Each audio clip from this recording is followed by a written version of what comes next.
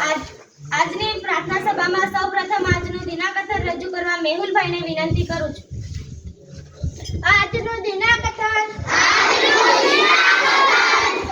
2081 ના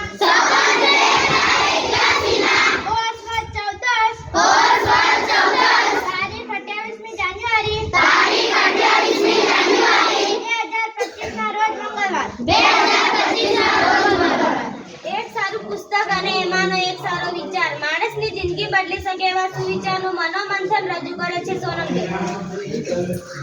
સુવિચાર: દુનિયાનો બસ એક નિયમ છે, જ્યાં સુધી કામ છે ત્યાં સુધી જ નામ છે, બાકી દૂરથી સલામ છે. સોક્રેટીસે જેની શોધ કરી અને શિક્ષણ જગતમાં અત્ર તત્ર સર્વત્ર જેની જરૂર છે એવા પ્રશ્ન કૌશલ્ય રજૂ કરે છે અંકિતભાઈ. પ્રશ્ન કરે: ગુજરાતનો સ્થાપના દિન કયો છે?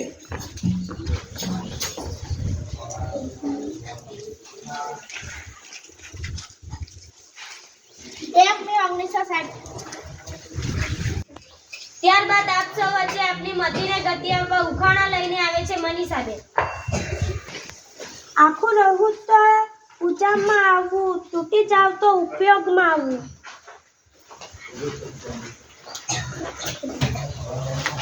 નારિયેળ.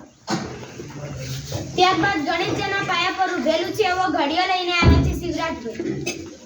13 का 13 13 2 6 13 39 13 55 13 56 13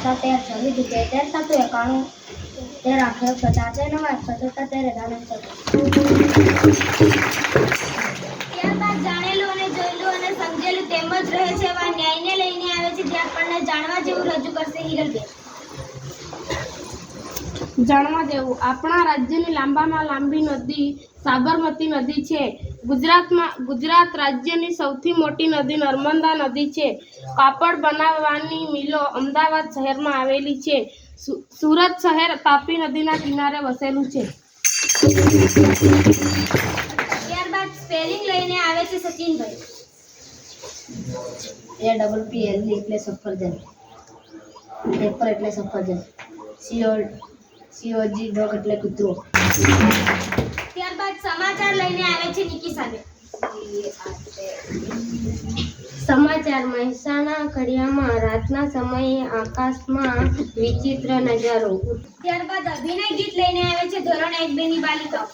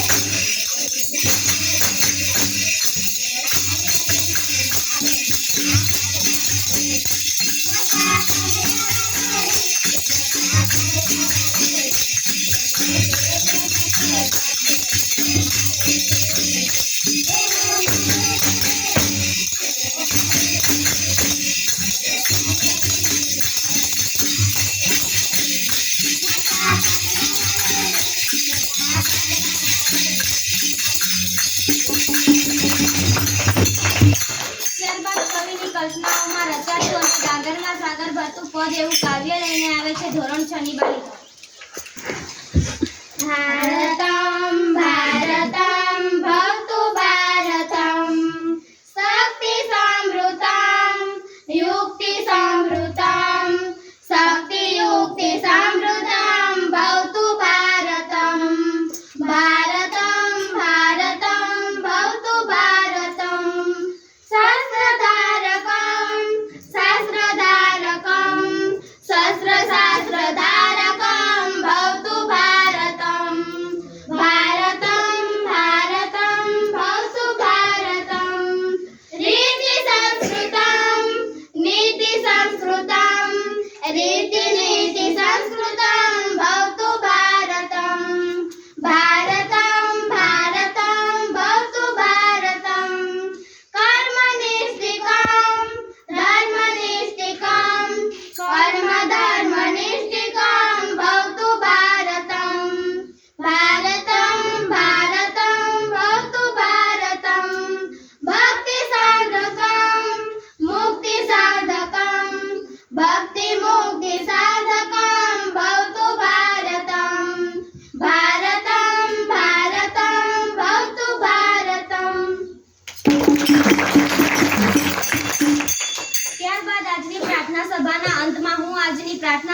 કોલેજના વિદ્યાર્થીઓને વિનંતી કરું કે આજના દીપક અને આજના ગુલાબને પ્રોત્સાહિત કરશે.